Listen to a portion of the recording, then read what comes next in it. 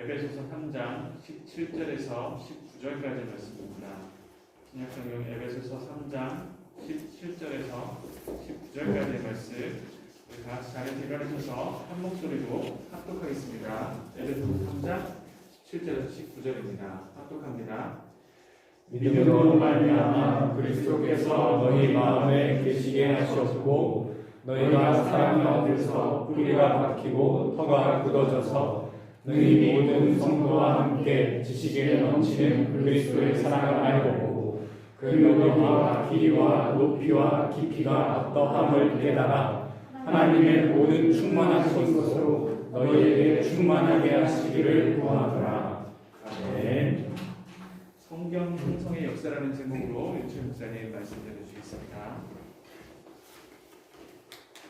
네, 오늘도 함께 은혜의 말씀 나누게 되어서 참 기쁩니다. 또 좋은 소식이 하나 있는데요. 우리 독일 마그데 교회에서 한국말로 보면 박람회 비슷하게 어떻게 보면은 목사님께서 정말 아기자기하신 것 같아요. 우리 목사님이 보니까 저 같으면 그냥 딱딱하게 그냥 PPT만 띄워놓고 종교의 이해 이래가지고 강의를 할 것 같은데 우리 독일 목사님은 보셨죠? 정말 너무 예쁘게 그 종교에 대해서 아마 이게 아우스슈텔룽이라고 하지만 아마 목사님 마음에선 아마 이제 성도님들에 대한 그런 신앙 교육 차원으로 하시는 것 같아요. 다른 종교를 배우는 게 무슨 교육인가 하실 수도 있지만 신학교에도 다 있습니다. 인류와 종교라는 수업이 있었고요. 그래서 저는 특히 불교를 집중적으로 배웠고 또 어떤 친구들은 이슬람 사원에 가서 주보도 가져와야 되고요. 거기서 예배 드리고 또 원불교도 가는 친구도 있고요. 그리고 뭐 저는 개인적으로는 뭐 참선 수행 이런 거 막 경험하고 오기 뭐 이런 것도 하고 이랬습니다. 소승불교 뭐 이런 거. 다른 종교를 우리가 아는 것도 믿는 게 아니라 아는 것도 되게 중요한 신앙의 영양분 중에 하나거든요. 그래서 다음 주에 우리만을 위해서 특별히 그런 피어공을 해주신다고 합니다. 우리 목사님께서. 그래서 우리 다음 주에는 우리 예배 마치고 바로 2부 순서를 특별히 시간 안 되시는 분들 제외하고서는 다 함께 2부 순서를 갖도록 하겠습니다. 그래서 함께 이런 전단지가 있는데요. 설명도 뒤에 좀 있네요. 그래서 지금 하나씩 받아보시겠습니다.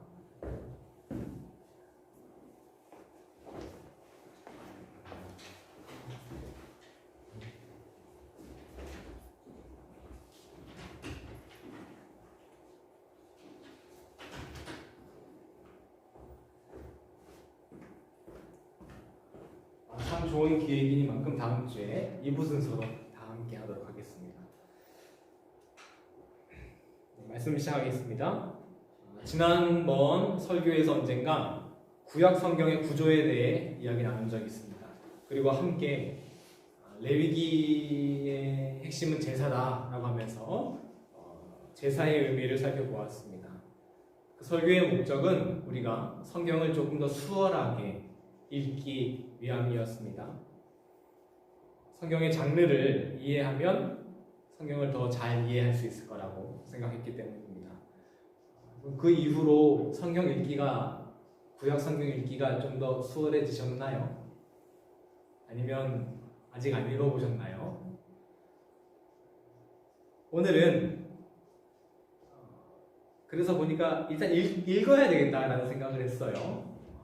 신약 성경은 따로 우리가 장르를 보거나 구조를 파악하지 않다 하더라도 우리가 집중해서 잘 읽으면 어떤 내용인지는 파악되는 그런 책이잖아요. 그러므로 일단 읽는 것이 중요하겠다 싶었습니다. 그래서 오늘은 우리가 하나님의 말씀인 이 성경을 더 사랑하는 마음을 우리 여러분께 불어넣어드리는 것을 오늘 설교의 목적으로 하려고 합니다. 오늘 설교를 통해서 우리 마음속에 성경을 사랑하는 마음이 더 가득 넘쳐지기를 소원합니다. 지난번처럼 그래서 강의 형식의 설교를 준비해봤는데요. 내용은 성경의 형성과 번역의 역사입니다.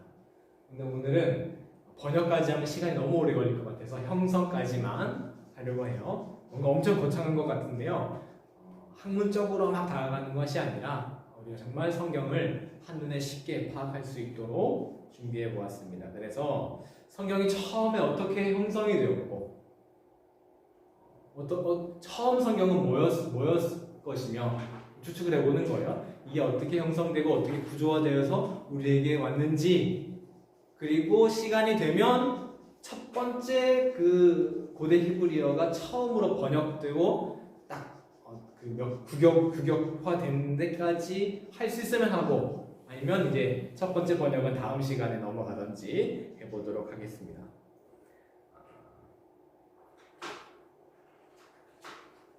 그리고 다음 주에는 성경이 이제 번역되기 시작해서 독일어로 되고요. 여기까지가 또 한 주가 될 것 같아요. 또 오래 걸릴 것 같고, 또 그 다음은 독일어에서부터 우리의 말까지 어떻게 왔는지, 그리고 현대의 번역본들에 대한 차이와 그런 거에서 생기는 여러 가지 문제라고 해야 될까요? 문제는 아니지만 여러 가지 그런 차이점들, 그것도 한 시간 또 배워봤으면 좋겠습니다.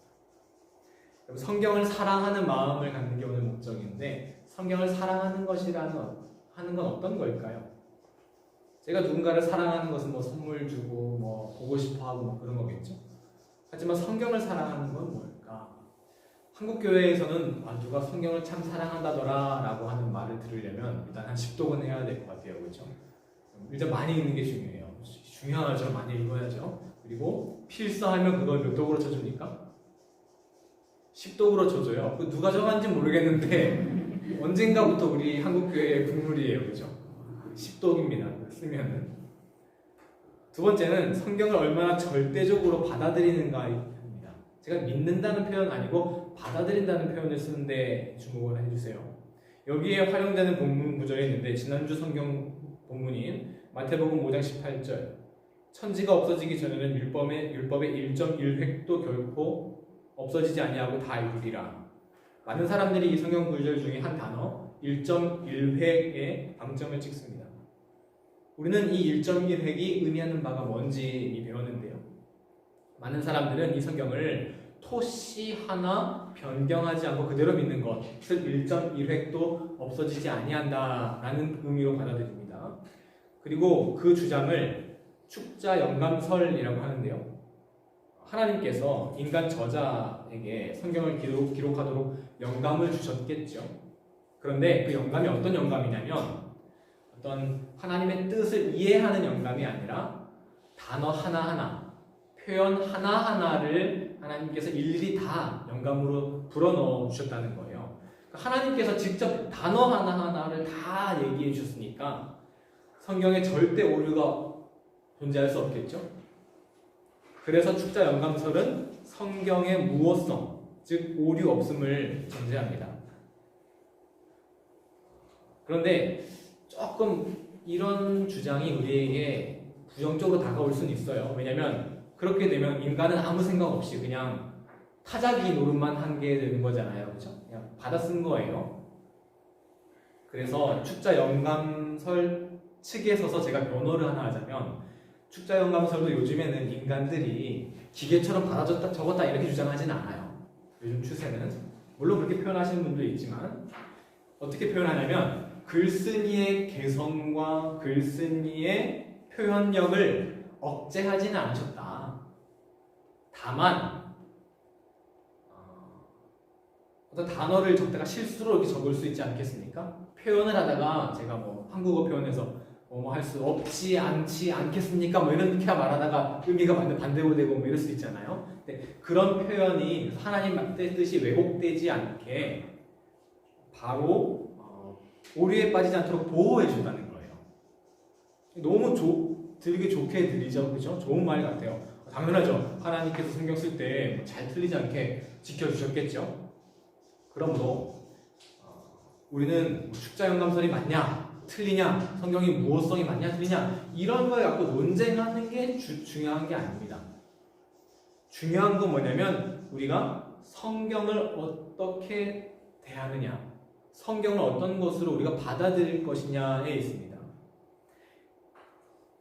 조금 이해 안 되는 건 이거예요. 개성을 억제하진 않지만 하나님께서 일일이 다 표현과 용어를 다 일일이 알려줬다.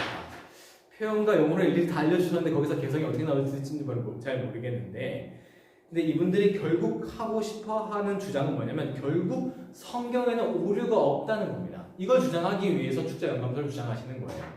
왜?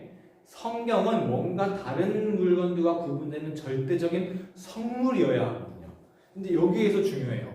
여러분, 성경이 오류가 없다라고 주장하려면 원래 기본적인 방향은 어떻게 돼야 됩니까?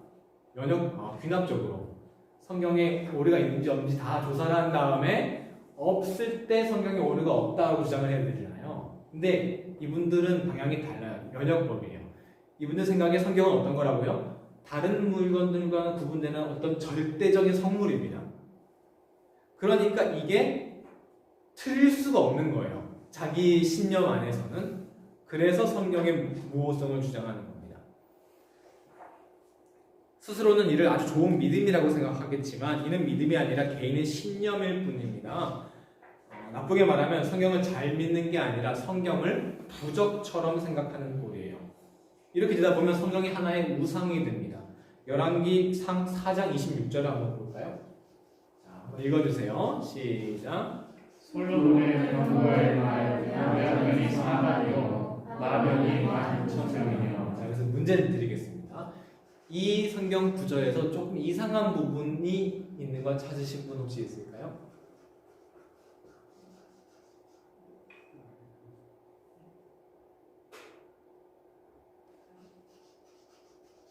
조금 이상하다.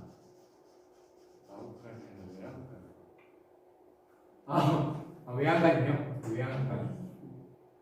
외양간, 마구간 똑같은 건가요? 소네요, 그렇죠? 그거는 아마 한글 번역의 문제인 것 같고, 그것도 제가 한번 알아보겠습니다. 그 생각을 제가 못했는데 아주 좋은 지적이.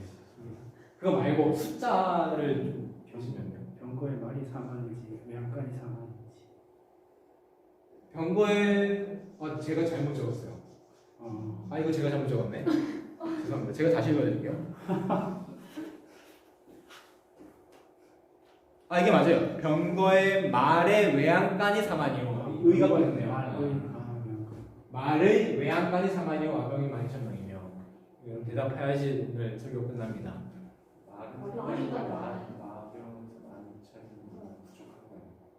뭐가 부족하냐?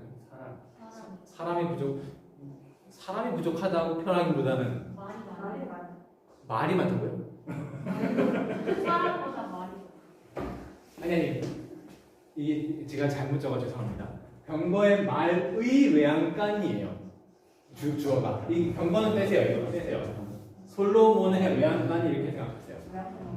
외양간이 너무 많아요. 그렇죠?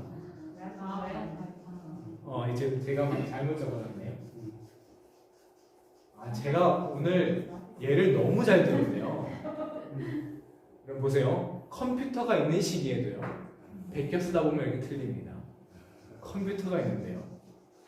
타자로 적었는데요. 근데 옛날에는 깨끗한 종이도 없어요. 막 이제 울퉁불퉁한 파피루스 그리고 양피지입니다. 이거는 다음의 주제에 사본에 대한 문제는 다음에 하겠고, 자 어떤 거냐면 어떤 시골에 차가 한 100대 있는 작은 시골이 있는데 거기에 주차 타워가 한 400개 있다는 뜻이죠. 그러면 1번 솔로몬이 외양간 성애자였다. 2번 누군가 원본을 베껴 쓰다가 언젠가부터 누가 영을 하고 잘못 더 써놨다. 뭐가 맞을까요? 영어를 하나 썼어. 2번이 더 합리적인 것 같아요. 그렇죠? 그러면 여러분 누가 영을 하나 더 적는다고 해서 그 성경이 권위가 떨어집니까? 그 성경을 믿을 게 못 됩니까? 자, 누군가 이걸로 그냥 읽으면요 우리도 그냥 단숨에 알아차리잖아요. 이게 뭔가 잘못됐다. 그런데 그 다음에 이걸 뺏겨 쓰는 사람도 그 인지했을 거란 말이에요. 그런데 왜 이것을 그대로 사만이라고 적었을까요? 왜 안 고쳤을까요? 1번 번역한 사람이 숫자를 셀 줄 모르는 바보였다. 2번 독자들이 이 정도로 간단한 오류는 알아서 분별할 수 있을 거라고 생각했고 굳이 내가 성경의 이 사본을 변경하지 않았다. 뭐 2번이 당연히 맞겠죠. 그러면 성경을 번역하고 우리에게 전해준 사람의 그 뜻은 무엇입니까? 성경에 뭔가 오류가 있더라도 우리가 그 뜻을 바로 알고 들어주는 것을 그 사람들이 원했겠죠. 그래서 우리가 상식적으로 생각했을 때 그 병거의 말이 4만이 아니라 뭐가 더 맞을까요? 4천이 더 합리적이죠. 외양간 4천에 마병 12,000명이면 얼추 맞을 것 같아요. 넘겨주시면요. 이게 NIV 버전인데요. 이건 다 함께 읽진 않겠습니다. 4,000라고 번역을 해놨어요. 여기에서 뭐가 더 옳은 번역이라고 주장할 수는 없습니다. 하지만 의미가 중요한 부분도 있다는 것이죠. 제가 드리고자 하는 말씀, 우리가 성경을 어떻게 바라볼지에 대한 것입니다. 성경은 이 세상의 물건과는 구분해서 어떤 절대적이고 성스러운 성물이다. 그래서 오류가 없다고 주장하면 솔로몬을 외양간 성애자로 만들어버리는, 오히려 성경을 우스꽝스럽게 만들어버린다는 것입니다.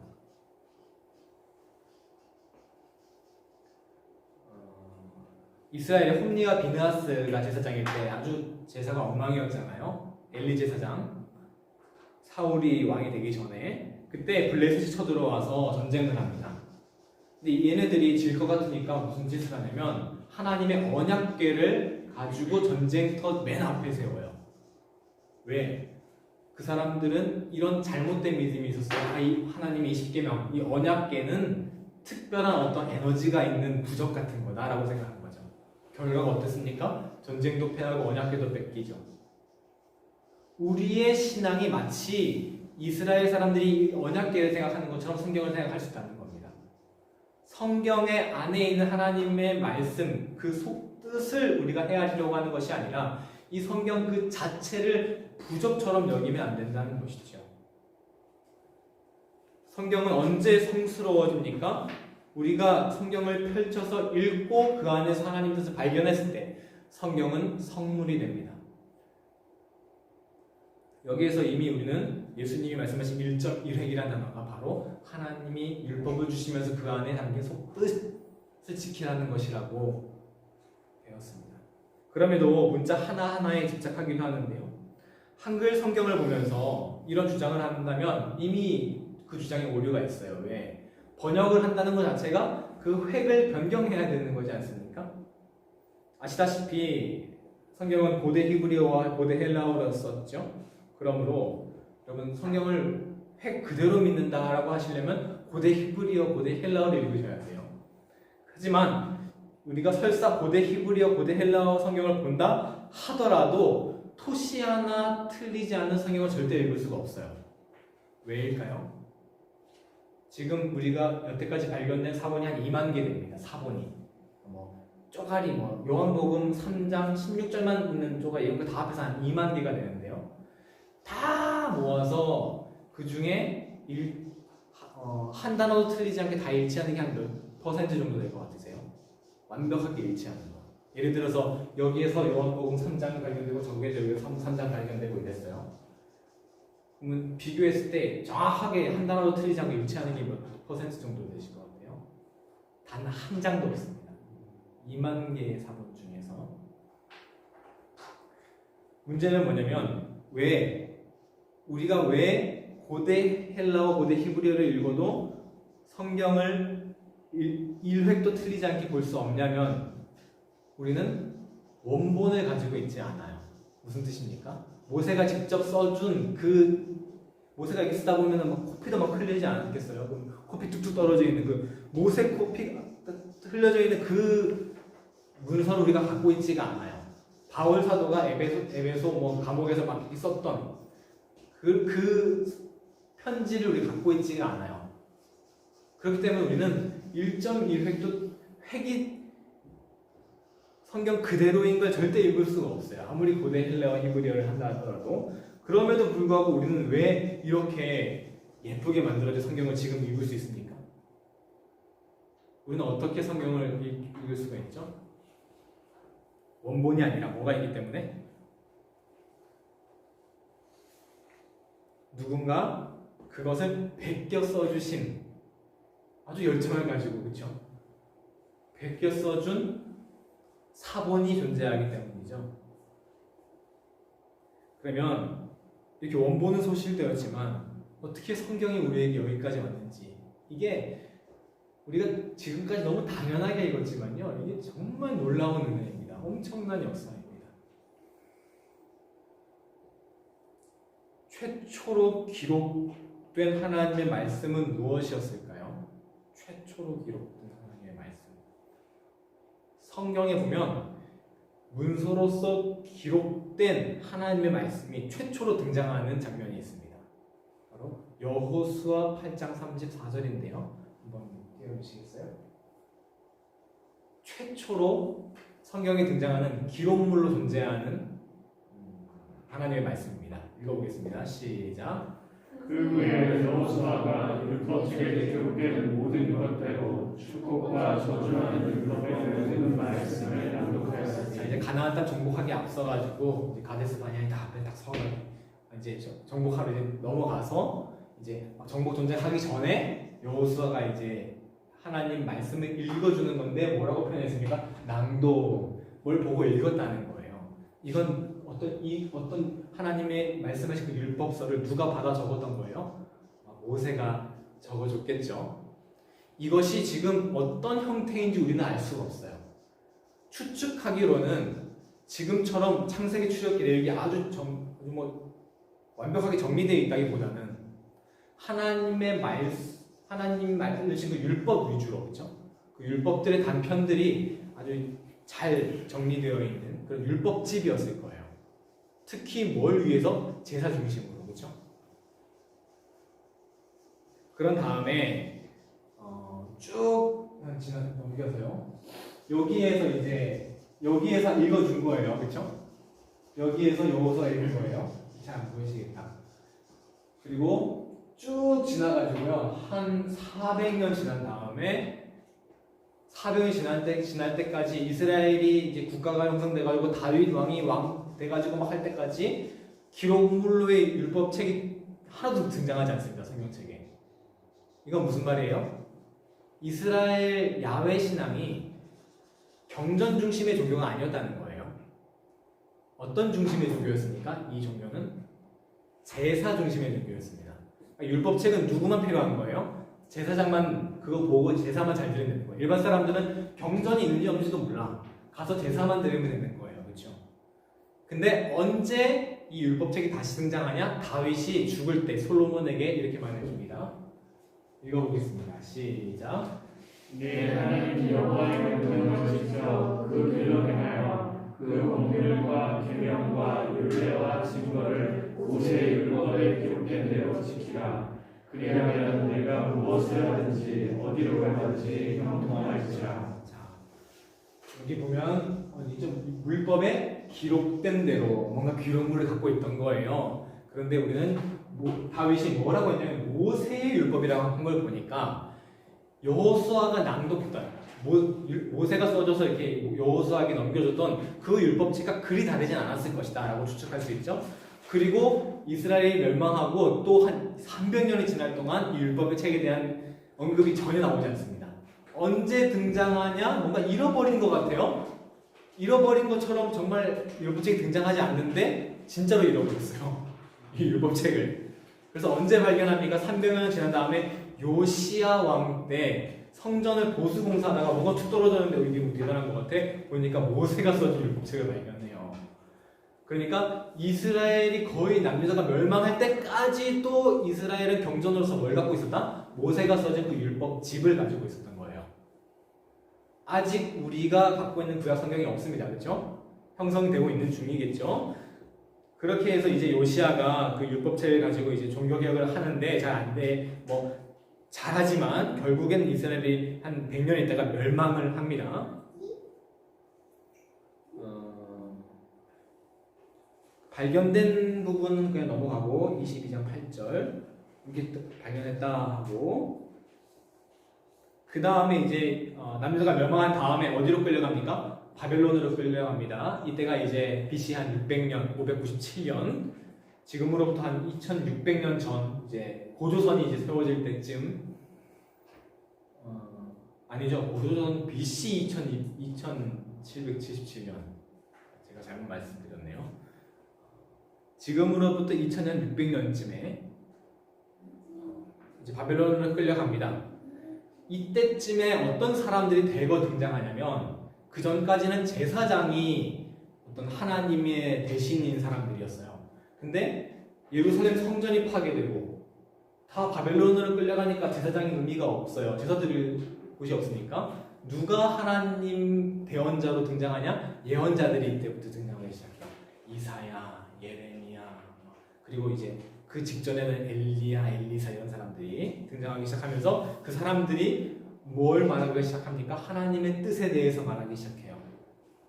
이전에 이 하나님의 뜻이 없던 게 아니에요. 이 하나님의 뜻은 이미 율법 속에 다 담겨 있었어요. 하지만 이 사람들이 율법을 문자 그대로, 문자, 법으로만 받아들이고 그 안에 있는 하나님의 뜻엔 관심이 없었던 거예요. 그러니까 아모스나 미가 같은 선지자가 하나님의 뜻을 전하잖아요. 내가 진짜 원하는 제사는, 내가 왜 제사 드리려고 했냐면, 내가 천천의 소나 만만의 양을 좋아하는 게 아니라 정의가 강물처럼 흐르고 약자를 보호하고 이게 내가 진짜 원하는 뜻이야 라고 하면서 하나님의 뜻을 전달하기 시작하거든요.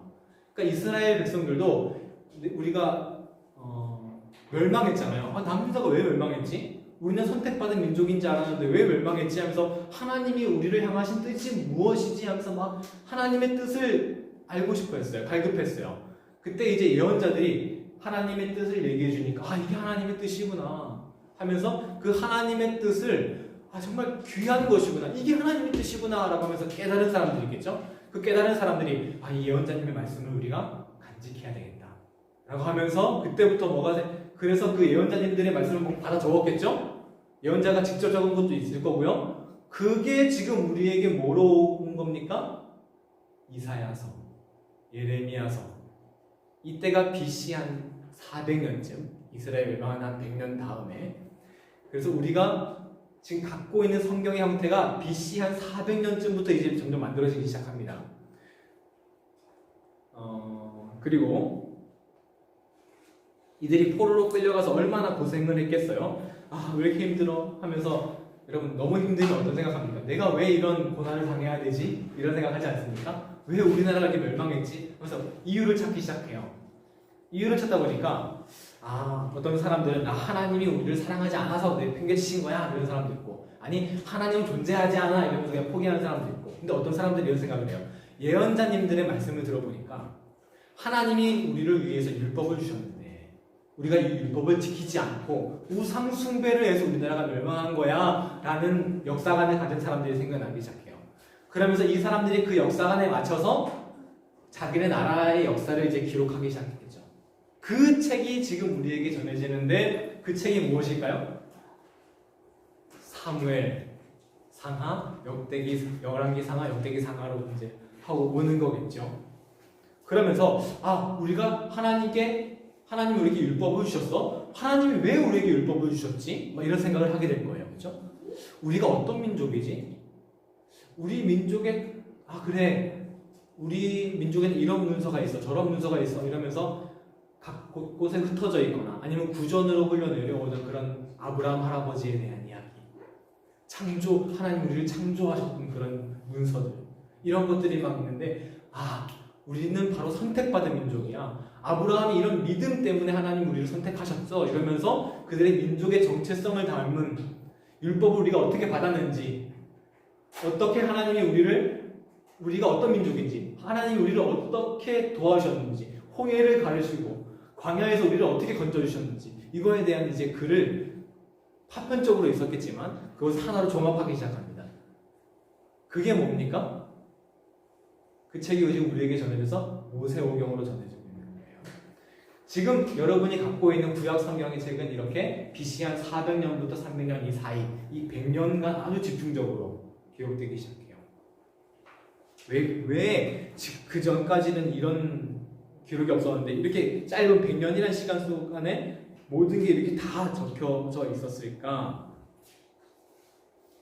이 사람들이 이제 바벨론에 끌려간 다음에 한 40년 있다가 바벨론이 멸망합니다.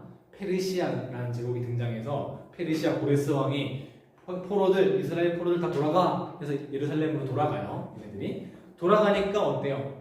남은 게 하나도 없는 다 폐허인 거예요. 성벽도 없고 성전도 없어요. 여기 현타가 온 거죠.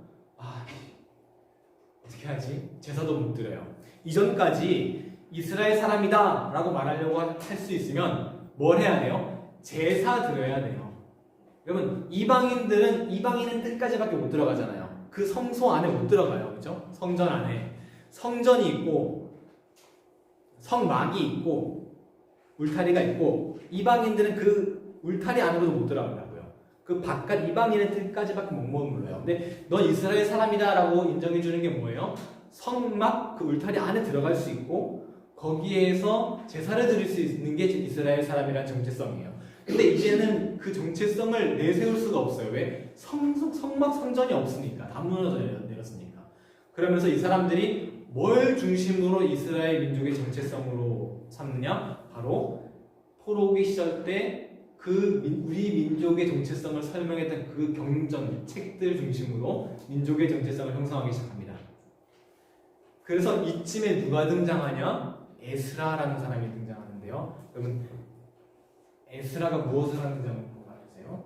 여기 보시면요. 이게 에스라 서입니다. 에스라. 읽어보겠습니다. 8장 5절. 아니군요. 다음 하나 넘겨서. 하나 더. 이게, 자, 8장 5절입니다. 시작. 하나님의 율법책을 낭독하고 그 뜻을 해석하여 백성에게 그 낭독한 것을 다 깨닫게 하니. 이제 포로기로 돌아와서 성전을 건축하면서 제사를 드릴 수 없는 상황에서 우리 민족의 정체성을 경전으로 삼았는데 이 에스라라는 사람이 등장해서 민족의 지도자로 등장합니다. 그런데 이 민족의 지도자 에스라가 직업이 뭔지 혹시 아세요? 에스라의 직업은 율법학자입니다. 이때부터 율법학자가 등장하기 시작해요. 그러니까 이전까지는 율법의 종교가 아니었던 거예요.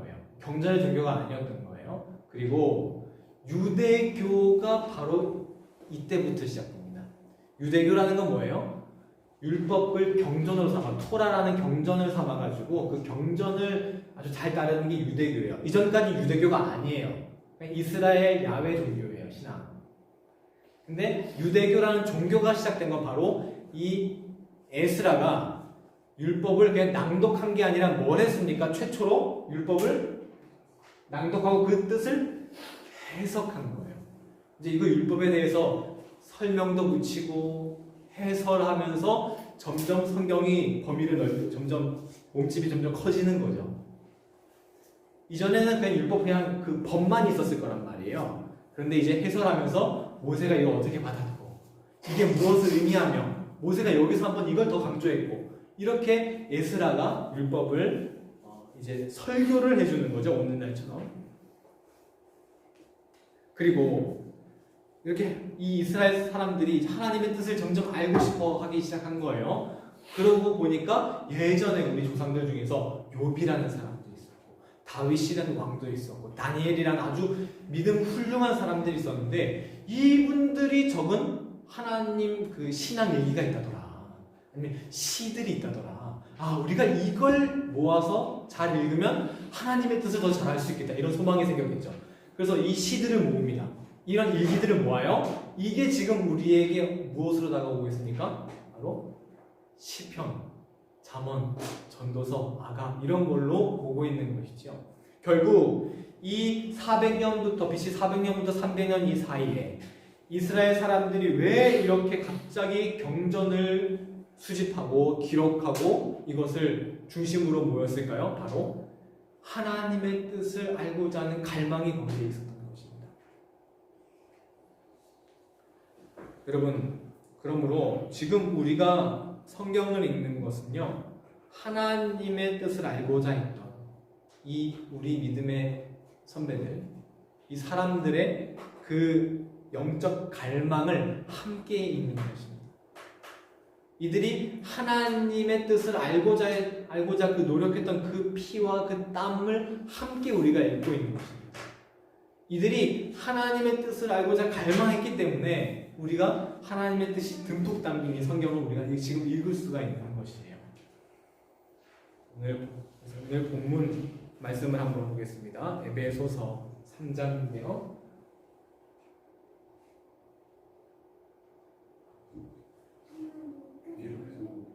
네, 한번 넘겨주시고 요건 다음 주에 시간이 좀 많이 지난 것 같아서 다음 주에 하겠습니다. 네, 읽어보겠습니다. 시작. 믿음으로 말미암아 그리스도께서 너희 마음에 계시게 하셨고 너희가 사랑으로 안에서 뿌리가 박히고 터가 굳어져서 넘겨서 이 모든 성도와 함께 지식에 넘치는 그리스도의 사랑을 아멘.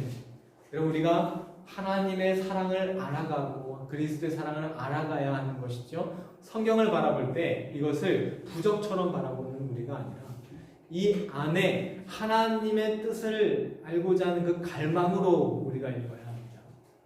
성경을 읽을 때 이 성경을 그냥 어떤 종교적인 의식으로 읽는 것이 아니라요. 이 성경 속에 담긴 지금 나를 향하신 하나님의 뜻이 무엇인지를 받아들여야 돼요. 그런데 자꾸 성경을 그냥 문자적으로만 그저 절대적인 부적처럼만 받아들이면 성경을 볼 때 이 성경에 나오는 문자를 내가 얼마나 그냥 의심 없이 받아들이느냐, 이게 믿음의 기준이 되거든요. 하지만 이건 믿음이 아니라 그냥 신념입니다. 믿음이라는 것은 무엇이냐? 그리스도를 알고자 하는 그 갈망으로 성경책을 바라보는 것이겠죠. 지금 나에게 주시는 하나님의 뜻은 무엇일까 하면서요. 그래서 넘겨주시면요. 읽어보겠습니다. 시작. 그 너비와 길이와 높이와 깊이가 어떠함을 깨달아 하나님의 모든 충만하신 것으로 너희에게 충만하게 하시기를 구하노라. 우리가 성경을 읽음으로써요, 그냥 성경을 문자적으로 받아들이고 인정하는 것을 넘어서서, 당연히 중요하죠. 하지만 그것을 넘어서서 그 안에 담긴 하나님의 사랑이 얼마나 그 높이와 깊이와 넓이가 얼마나 큰지, 하나님을 나를 향한 그 뜻이 얼마나 큰지 그 갈망을 가지고 성경을 읽어야 합니다. 왜? 이 성경 자체가 그 뭘로 이루어져 있는 것입니까? 하나님을 알고자 했던, 하나님의 사랑을 더 깨닫고자 했던 그 사람들의 그 갈망으로 지금 우리에게 오고 있는 것이거든요. 우리가 그 갈망을 갖고 함께 읽어 나갈 때 그 안에 진짜 하나님의 뜻을 발견하게 될 줄 믿습니다. 기도하겠습니다. 하나님, 오늘 성경이 우리에게 오기까지의 내용에 대해서 돌아보았습니다. 성경이 그저 하늘에서 뚝 떨어진 것이 아니라 정말 많은 사람들의 갈망, 영적인 갈급함, 하나님의 뜻을 알고자 하는, 하나님의 그 마음을 깨닫고자 하는 그 순수한 열정으로 성경이 우리에게 왔음을 배웠습니다. 그 열정을 닮아 우리가 성경을 읽을 때 하나님의 뜻, 나를 향하신 하나님의 사랑을 알고자 하는 그 갈망으로 성경을 읽어나가는 우리가 되도록 주님 인도해 주세요. 예수님의 이름으로 기도드렸습니다. 아멘.